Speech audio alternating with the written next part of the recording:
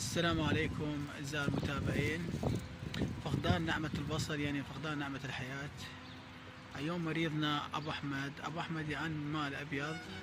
فاليوم اشترينا المستلزمات مال العملية، ستكون العملية بإشراف الدكتور محمد عباس المشهداني. انتظرونا. حاليا أبو أحمد في صالة العمليات وننتظر خروجه من العمليات، وإن شاء الله بالشفاء العاجل، وإن شاء الله عملية ناجحة. انتظرونا إن شاء الله. تم اجراء عملية جراحية في مستشفى طوارئ تكريت بإشراف الدكتور محمد عباس المشهداني.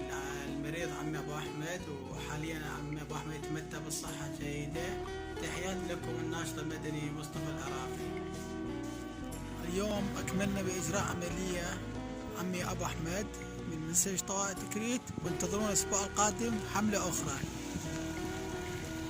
تحياتي لكم الناشط المدني مصطفى العراقي.